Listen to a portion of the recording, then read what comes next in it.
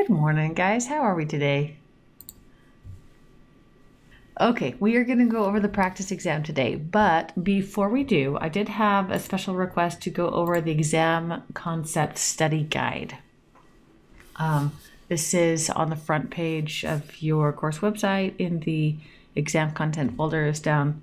If you scroll down to that second box, it has everything exam related, including the videos of me doing practice exams.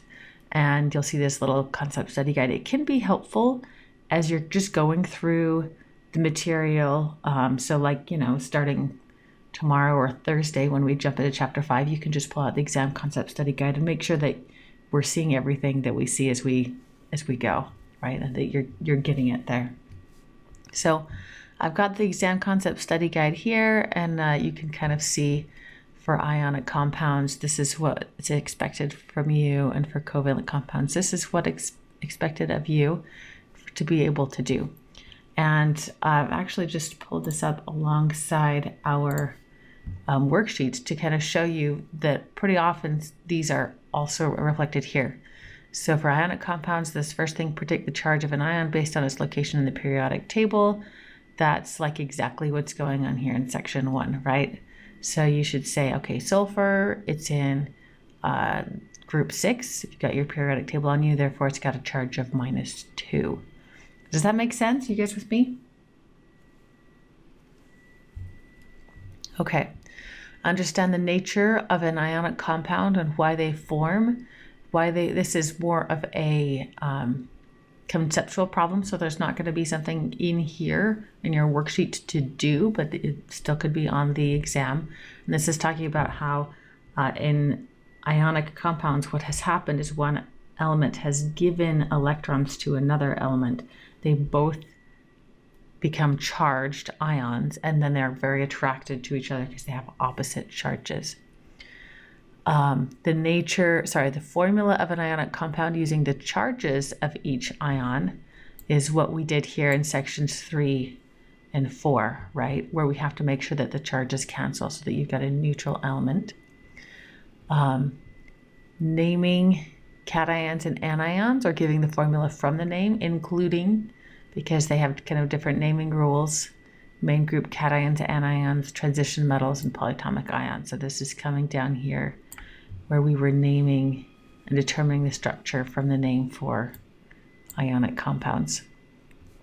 So this is just to name the cations or anions individually, and this is to name the whole ionic compound as we did down here, and in reverse, determining the formula.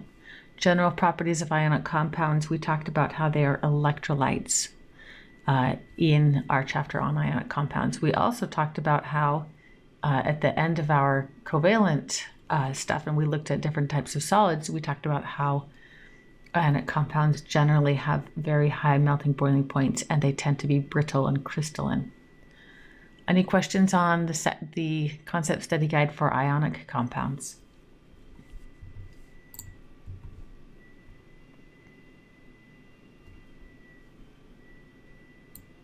Okay, let's look at covalent compounds here. So for covalent compounds, first describe the nature of the covalent bond and why they form. So again, this is more of a conceptual one, and this has to do with the fact that nonmetals will share electrons instead of giving them away like they did in the ionic compound. So they're sharing. So that's what the covalent compound is. And of course, they're forming so that everybody involved can get a full shell. It's just a different way of getting to that full shell of electrons in the outer shell. Naming the binary covalent compounds. That's the last thing that we did here, using the Greek prefixes. So different kind of rules for naming these than the ionic ones. Predict which elements exist as diatomic molecules in their natural state. We actually did not get to this, and I'm not going to test you on it, but we'll need to know it for our next exam. So we'll just cover that first thing on Thursday morning. So don't worry about that line. Drawing Lewis dot structures, we had lots of practice with this, didn't we? This whole first page is drawing Lewis dot structures. We did not do resonance structures. A resonance structure is basically saying if you have a case where you could choose to put a double bond on one oxygen versus another oxygen, You might draw one structure where it's on one oxygen and then another where it's on the other oxygen, and you kind of predict that it's going to like resonate, quote unquote, resonate back and forth between the two. We're not covering that in this class. So if you were worried about that, don't worry about it. General properties of covalent compounds. We're over here, and we talked about how molecular compounds our molecules are made with covalent bonds. So molecular compounds, general properties, they have lower melting points and boiling points than ionic compounds because they're only held together with intermolecular forces. That kind of thing. We talked a whole lot about properties at the very end there. Determining molecular shape with the Vesper theory, we did that. Determining bond polarity. Sorry, Vesper theory, we did that right here. And then bond polarity and molecular polarity we did here. And again, that line chart for polarity, you do have to memorize that along with that Vesper table. And various types of intermolecular forces. That's the last thing we talked about last Thursday. And relative strengths. You should be able to do those. And, I told you, London is basically the same as induced dipole. They're not different things. And we did talk about physical properties, right? The stronger the intermolecular forces, the higher the boiling point and melting point. And anything with a charge or partial charge should be soluble in water, could be soluble in water. But things with no charge, things that are nonpolar, will not be. We did not talk at great length about what goes on at the molecular level during boiling, melting, and sublimation. We did very briefly talk about how, because in the solid they're really close to one another and they're packed tight, and in the liquid they're pretty close to one another, but they can slide past one another so they can still see each other. But in the gas they're really far apart, right? So when we talked about intermolecular forces, we said, well, these two both have pretty strong intermolecular forces because they can see each other. So things with the stronger intermolecular forces are going to hold together better. Although it'll be harder to melt them because it'll be harder. You have to break those intermolecular forces as you move past one another, right? And even harder to boil because you have to break them completely to separate them from the group. We did talk very briefly about what happens there, and that's about all you need to know so far. We'll discuss that in greater detail in Chapter 7. Next, it says describe the different types of solids formed and forces which hold them together. That is exactly what we did right here, right? Ionic, molecular, covalent, network, and metallic. And describe the different properties of solid types in a little more detail here. Are there any questions on this? Do you guys find these study guides to be useful? I don't know if anybody had been using this before, but I thought Alexander wanted to go over it. I thought that was a great idea. Super good idea. Okay, well then let's jump into the practice exam. That's what you guys are excited about, right? Okay, let's do this then. Question 1. Which one of the following elements contains 6 valence electrons in its elemental state and makes an ion of charge -2? The oxygen. Okay. Be sure on this particular problem, or on these problems, that you're reading it carefully and answering exactly the question that's being asked. I have sometimes asked a question like this, what element makes an ion with a charge of -2? And students will read this and they'll answer a question that says, which of these is going to form an ionic compound with an ion with a charge of -2, right? And that's not the question that I asked, but that's how they read it. And so they choose a completely different answer. So just, I don't want you to second guess yourself. I just want you to be slow and steady and careful. That's what I want you to do. Okay, so you answer exactly the question that I'm asking and not the question that your brain thinks I'm asking. Okay, when an atom donates an electron, what happens to that electron? Goes away forever. Okay, it's acquired by another atom which becomes an anion. Good. Excellent. Has to go somewhere. We talked about that. All right, what would the correct formula for strontium phosphide be?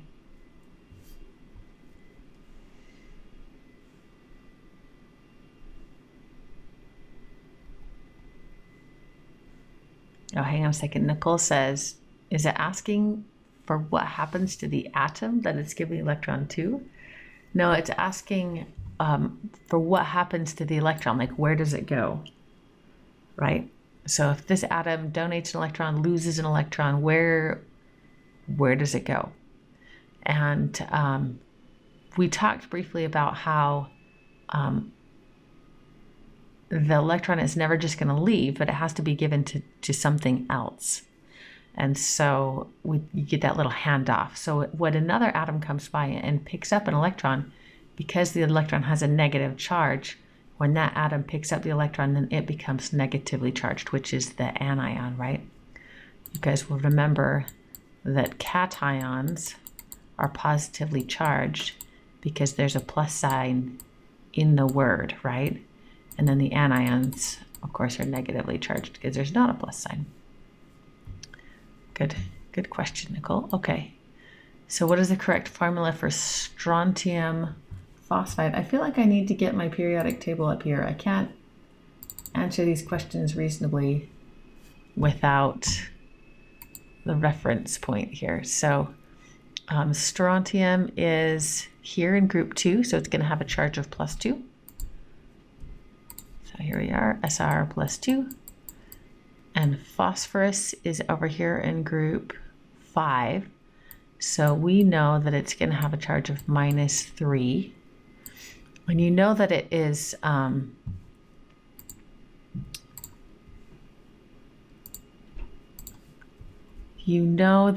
the phosphorus anion and not the phosphate or phosphite polyatomic ion. So you were careful to watch for that. But you have to find what the elements are, and then you have to find what the charges are, and then you have to put it together. And this is part of us being slow and steady, right? We're going to be turtles and not rabbits. Slow and steady wins the race. We're not second guessing ourselves. We're just not going to eyeball it and rush through it and expect to be right. Okay, we're going to be careful and precise. So that's what we got. Perfect. Okay. Does that make sense? Because I had a couple of different. Okay, we're good. You can do this. I know it's been a couple weeks since we did this part, but I know that you can do it. So, okay, what is the correct formula for potassium hydroxide? And again, I gave you the name. You have to know what those individual things are. Potassium, oh good, you guys are good. So potassium's in group 1, it has a charge of +1. Hydroxide's a polyatomic that you memorized, and by now they should really be memorized, am I right? So if you put them together, we're going to get just one of each, and KOH should be good. All right. Excellent.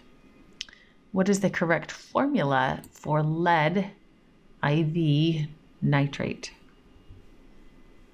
Oh, Erica's got it. Whoa. Sarah has it. Nice. Okay, so that lead IV, that really means lead 4. It's telling you that your lead just has a symbol of Pb, has a charge of +4. And that then you're pairing that with nitrate, which you have to memorize. It's polyatomic ion, has a charge of -1. So I'm going to need, when I put this together, I'm going to need 4 nitrates for every 1 lead. Just like that. Okay. Excellent. Okay. Question 6. This is a puzzle. Isn't it great? Better than Sudoku. Just a little bit of logic and we can get through this. Okay. You guys have the right answer, but how did you get that answer?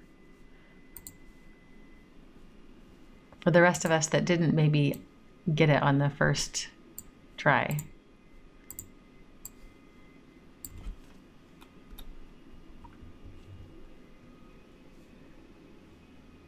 Okay, so each of you saw that the XCl2 meant that the charge on X had to be +2. You know that because chlorine's at group 7, so it's going to form a -1 ion. So if you got two -1s, I've got to have a +2 on the X. Okay, good. And if the X has 20 electrons, it says the ion has 20 electrons, then the original element without any charge must have had 22 electrons, right? Because to have a +2 charge, it must have lost 2 electrons. So I'm not saying that the element has 20 electrons, I'm saying the ion has 20 electrons, and then you have to do a little math with the charge and the number of electrons to determine how many you started with, which was 22. And then you just look on the periodic table and you say, which is element number 22? And it's titanium here, Ti. Titanium. Okay, so titanium 2+ is it. Does that make sense? Okay, that one tends to be tricky for some students. Just looking at it from a different angle. Okay, so this is rude. This is me being rude. Instead of asking you to name one thing or the formula for one thing, you have to do it 5 times to figure out which is the right one and which is which one's the wrong ones. Okay, so I'm giving names and formulas, and it's very easy to jump the gun on, David. I recommend that actually you do all of these and confirm all of them, okay? So we start with nickel 2 oxide, and you can either choose to look at the name and tell me what the formula should be, and then compare it to the formula there is, or you can look at the formula and tell me what the name should be and compare it to the name that it is, okay? So you guys can choose. I think it's a little bit easier actually to do that second one, because then you don't have to pick it apart as much. So I'm going to go backwards. So ZrCN2, NH4, Cr2O7, CaSO4, and GCl2. Okay, and again, you got in yours, they might in a different order. They do these in a different order. So if I was naming these myself, and I'm not going to look at these names because they're going to distract me. If I was naming these, then I would note that nickel is a transition metal. So following the rules for transition metals, I have to give it the name. And then I have to tell the charge in parentheses. And then the oxygen is the main group, so I can call it oxide.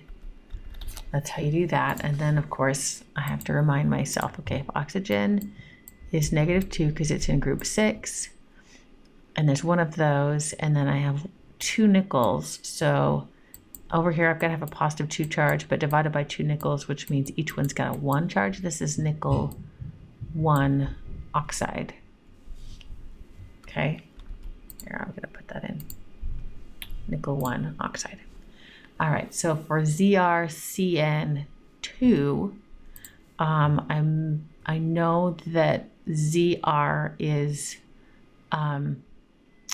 a transition metal, so I'm gonna have to play the same game with zirconium, and I know I need the charge here. And then the Cn is a polyatomic ion that I just memorized, and so I'm gonna memorize that that was cyanide. And then of course I go back and I remember, all right, the charge on cyanide is -1, and since I have 2 of them, that means the charge on zirconium must be +2. So that is going to be zirconium 2 cyanide. And then for this, since I have 2 polyatomic ions, that actually makes my life easier because I can just name those polyatomic ions. Provided I memorize them, I should know the first one is ammonium dichromate. And I apologize, I missed a little 2 here when I wrote that down. But that's ammonium dichromate. And then, again, I'm not even looking at this list. I'm just going to name them myself because otherwise the list is going to lead me astray. Here I've got the main group, ion calcium, so I just put in the name and I don't need the parentheses. And then I have a polyatomic that's sulfate, so I can just name that, and that's good. And finally, I have two main groups. That was easy. So I just name magnesium, and then chlorine is a main group, so it's just going to be chloride. Okay. And then I'm going to look at this and say, okay, they did name this magnesium chloride. They did name that calcium sulfate. They did name that ammonium dichromate. They did name that zirconium 2 cyanide. They did not name that nickel 1 oxide. And that's so tricky because it's going to trick you and make you think, oh, there's 2 nickels. Of course it should be nickel 2 oxide, but it's not, right? Does that question make sense to you guys? And I'm sorry if it felt tedious, but this is how I recommend you do this to do well on the exam. Just slow and steady, careful, don't eyeball it. Just, and if you have something like this, I do recommend not looking at the other half, but doing the work yourself and then comparing. Okay, tell me what's going on here. Main group elements that are metals usually do what with one or more electrons to form what, which have a what charge? Dave, it's tricky because it's going to trick you. Yeah. It's tricky because it's going to trick you. I'm not trying to trick you, but I am trying to test you. I'm probing your understanding in uncomfortable ways. You might feel a little pressure. Okay, so all right, you guys, I think main group elements that are metals, they usually lose electrons. Good. Lose electrons to form. If you lose electrons, you become positively charged. So you would form cations. That T is your positive charge. Lose electrons to form cations, which have a positive charge. Right there. Does that make sense? Okay. What is, oh, now we're going backwards. Previously, I gave you names and asked for formulas. Now I'm giving you formulas and asking for names. So how would you name that guy?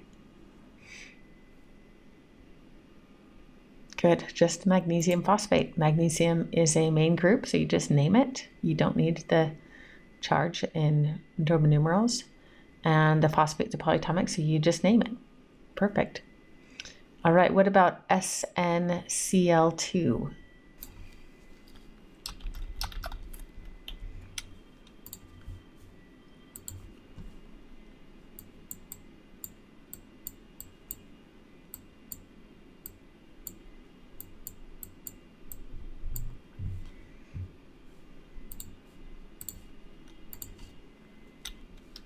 Good, it's tin 2 chloride. Excellent. Yes, so first of all, don't be tricked into thinking that Sn is going to be strontium. No, Sn is the symbol for tin, even though it doesn't look anything like tin. And it is in the periodic table. Let's find it there. Our Sn is one of our post-transitional metals right here. So we have to follow these rules. We see that there's 2 chlorines, they are each -1, so the tin must be +2. We're going to call it tin 2 chloride. Just like that. Excellent. All right, which of the following compounds contains one or more covalent bonds? Sarah says CO2. How did you know that was the right answer, Sarah? They're both nonmetals. That's exactly right.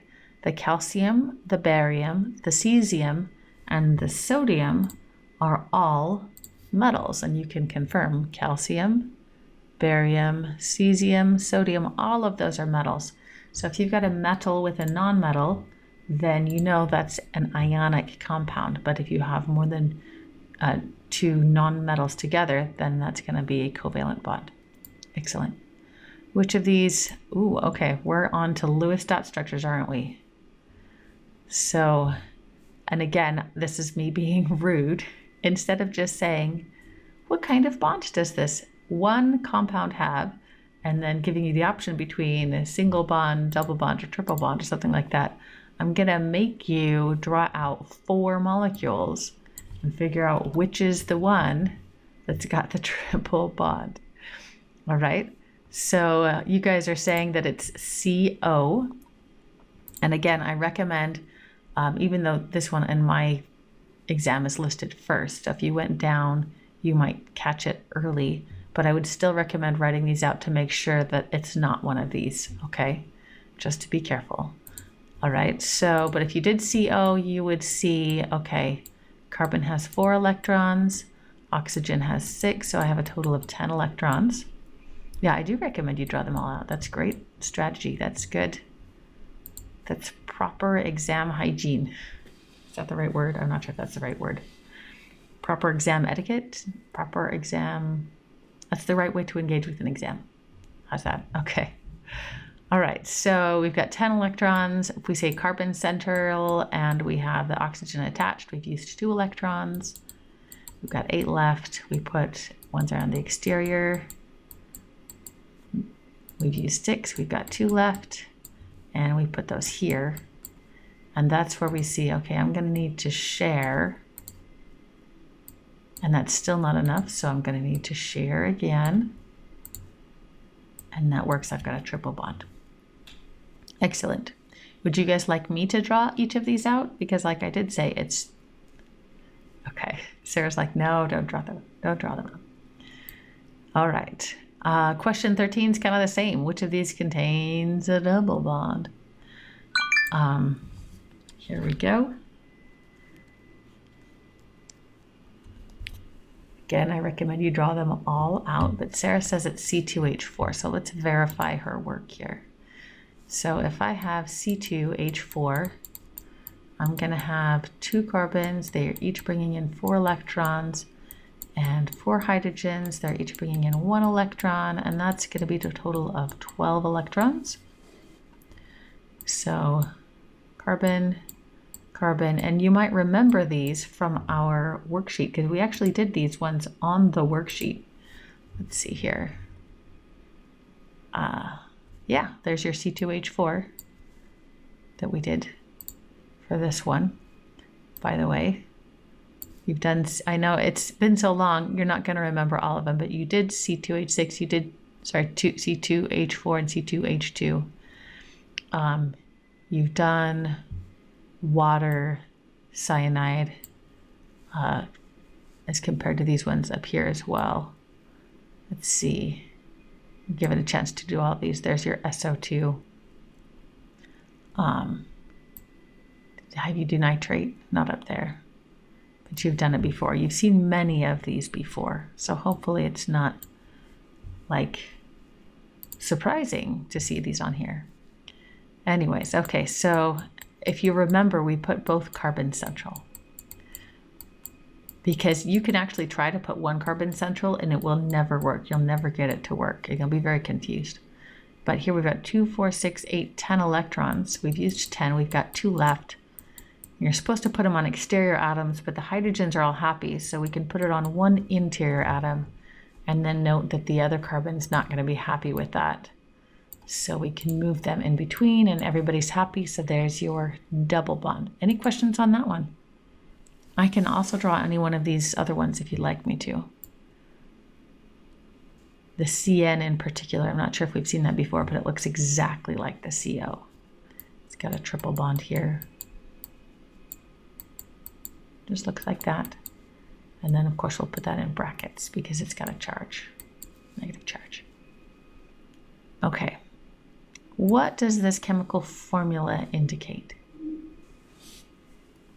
Okay, you should say that we've got 2 atoms of aluminum, because it comes after the aluminum, and 3 atoms of oxygen, because the 3 comes after the oxygen. Okay, just like that, perfect. All right, a chemical bond formed when 2 atoms share 2 pairs of electrons is a what bond, and it's best described as what? Yeah, if I'm sharing 2 pairs of electrons, then it's a double bond. That's right here. Sharing 1 pair on the top, 1 pair on the bottom. That's a double bond. And that's covalent because they are sharing. Perfect. All right, the binary compound, PCl3, is called what?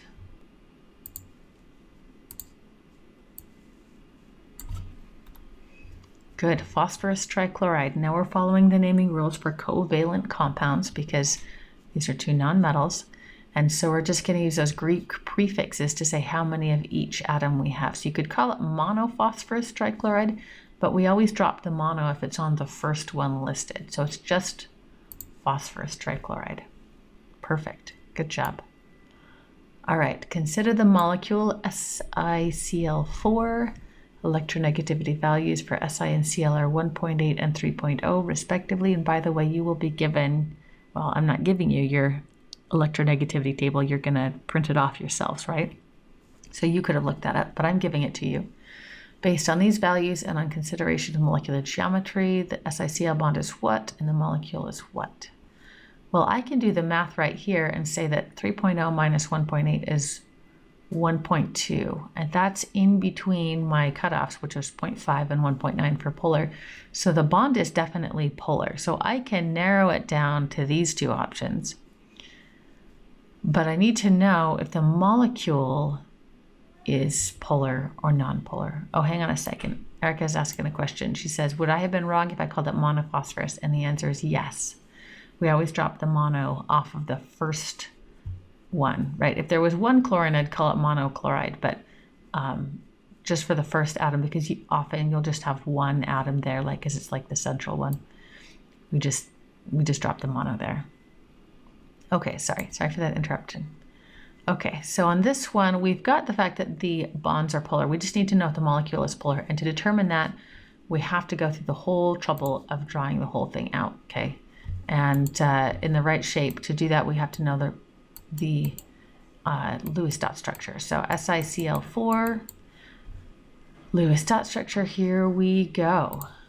We know that silicon is in group 4, so it's got 4 electrons. And I have 4 chlorines, so they're each in group 7, so they have 7 electrons. So I have a total, whopping total of 32 electrons here to deal with. And I'm going to put the silicon in the middle because it is listed first. So here we go, and then I'm going to put, since there's 4 chlorines, I'm going to put them on every side here.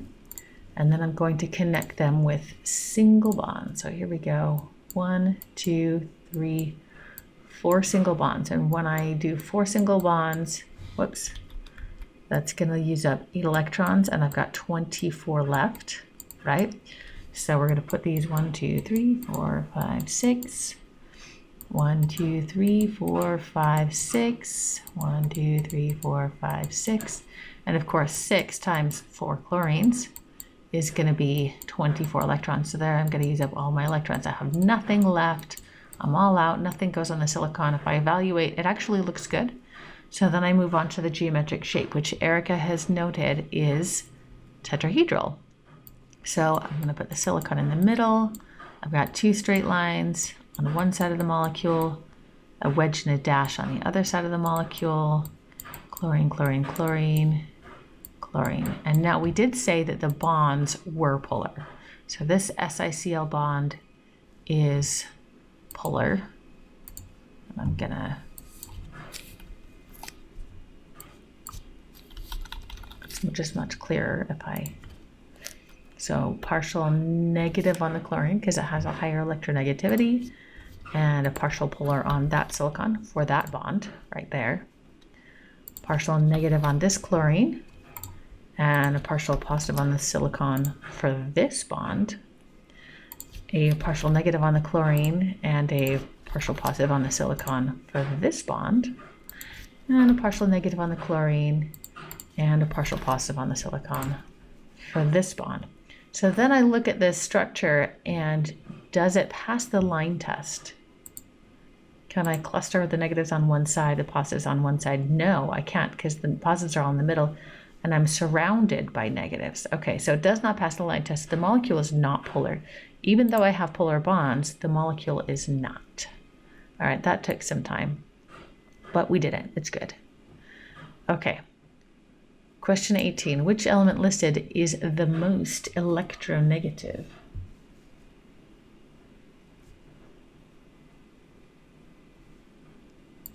I feel like I actually need my table of electronegativity values here, so let's pull this up here.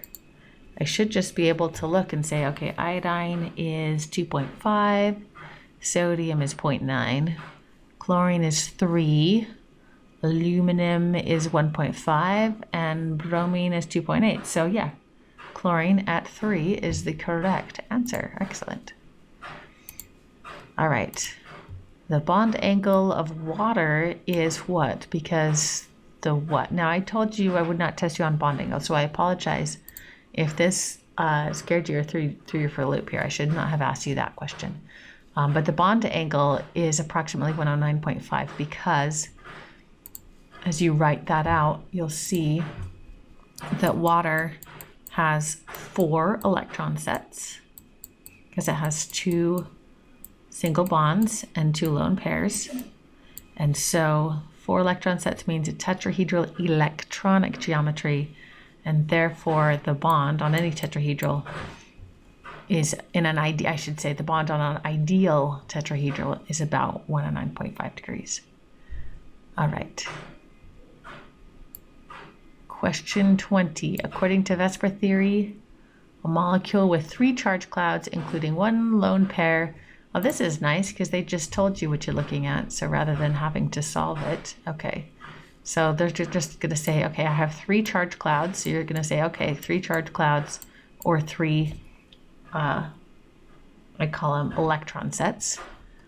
Point to the corners of a triangle. So that's trigonal planar electronic geometry.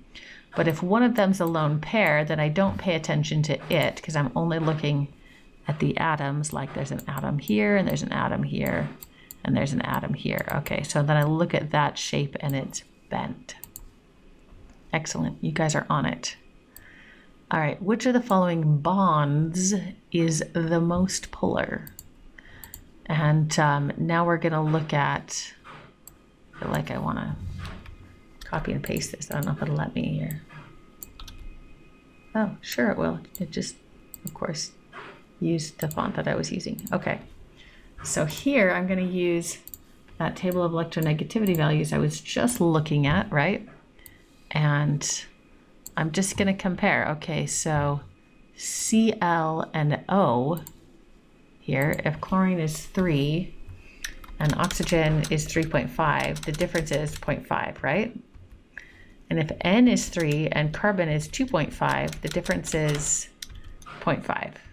Okay, if fluorine is 4 and chlorine is 3, the difference is 1.0. Ooh, so far we have a winner. If oxygen is 3.5 and fluorine is 4, the difference is 0.5. And if hydrogen is 2.1 and carbon is 2.5, the difference is 0.4. Okay, even worse. So now you can see, hopefully, you just look at the difference. And I didn't have to eyeball it. I could just write it all out.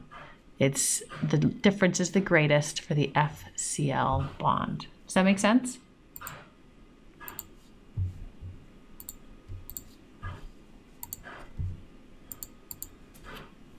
Excellent. Okay. Now, of course, questions 22, 23, 24. Oh, these are so rude. Look at me. I can't just give you one option and then ask whether it's polar or not. I just have to give you 5 different options. Isn't that rude? I think it's a little rude. But it is a test, right? I'm testing you. Okay. So, first of all, which of the following molecules is polar? We can make our lives a little bit easier by eliminating ones which don't have polar bonds. Because if they don't have polar bonds, then they can't have, there's no accumulation of charge, right? So you can start by eliminating O2, right? Because if it's oxygen bound with oxygen, well, they're the same, so the difference is 0. So it can't be that one.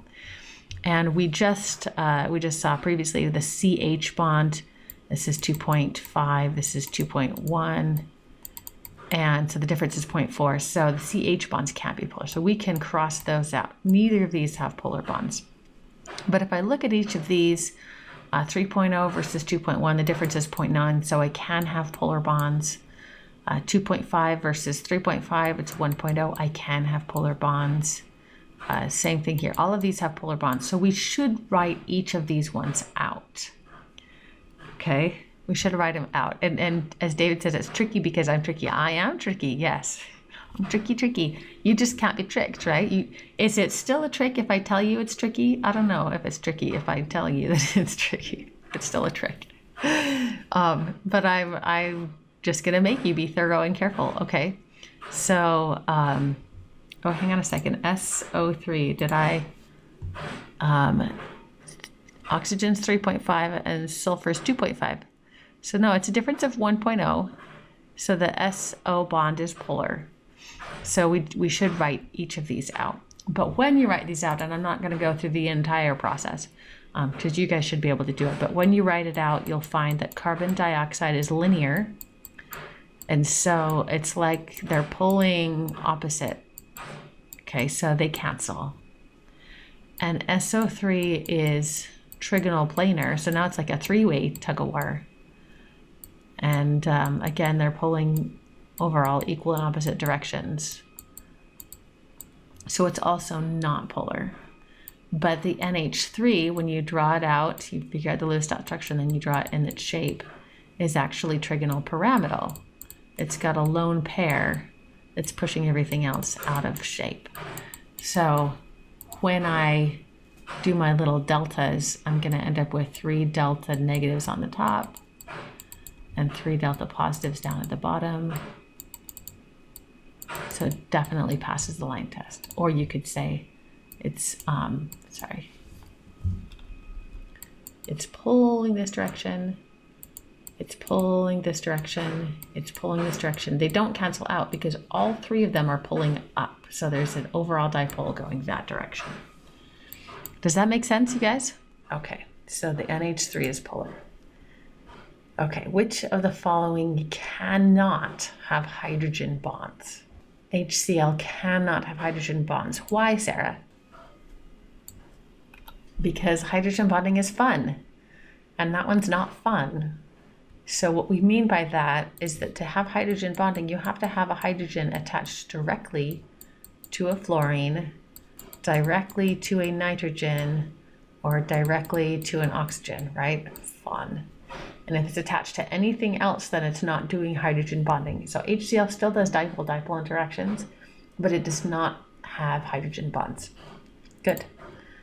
All right, 24. Which of these has the highest melting temperature? Why MgF2, guys? Because it's ionic. Good. So you guys looked at these and you said nonmetals, nonmetals, nonmetals, nonmetals. So each of these would be covalent, and this is ionic. And you know that ion-ion intermolecular forces are stronger than the London dispersion forces and even the hydrogen bonds that you're going to get on these covalent compounds. And so it would have the highest melting temperature. Great. Okay. Now, if I describe the properties, then can you go back and tell what intermolecular force is going on here? And so this is a little bit tricky. I don't know that tricky is the right word. Challenging. Maybe challenging is a better word. Okay, so I'm opening, was in our lecture, and we talked about, here we go, intermolecular forces. So we've got low molar mass. So we're talking about a small compound. It wouldn't be a covalent network solid, for instance, because we're just talking about a small molecule. And you have relatively high boiling points, relative to what you might say. But no, I didn't say extremely high boiling points or very high boiling points. It's like, relative to other compounds with low molar mass, relatively high boiling points. Liquid at room temperature tells you that it has a relatively high boiling point because it hasn't already boiled, okay? So if you're remembering this chart here, you should look at this and say, well, look, most metals aren't liquid at room temperature. So that really doesn't make sense.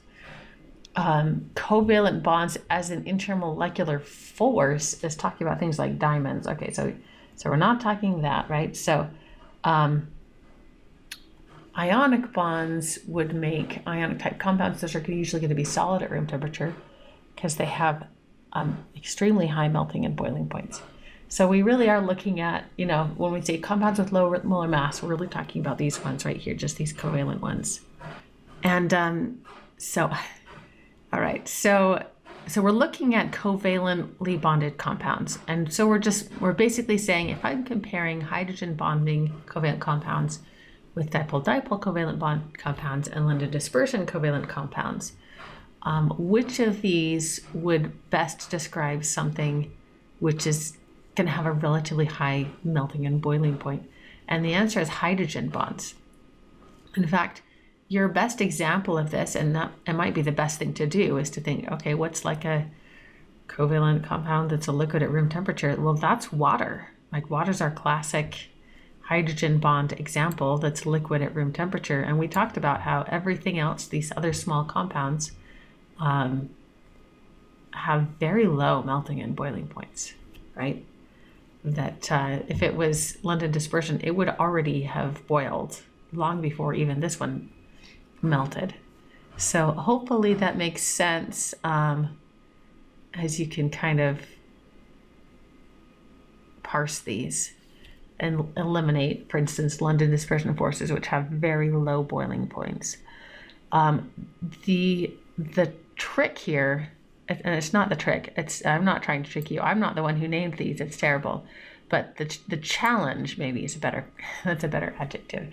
The challenge on this chart and with these is that when you look at covalent bonds as an intermolecular force, that's different than looking at molecules which are held together with covalent bonds, but then which interact with these other intermolecular forces. And don't get those confused. I'll be honest, I probably got those confused for a couple years before I sorted that out in my chemistry brain. So I'm just going to bring that to your attention, that that's a very easy way to get confused. All right. Any other questions on this one? Okay, if you guys don't have any more questions, I'm going to let you go. I'll let you go and good luck.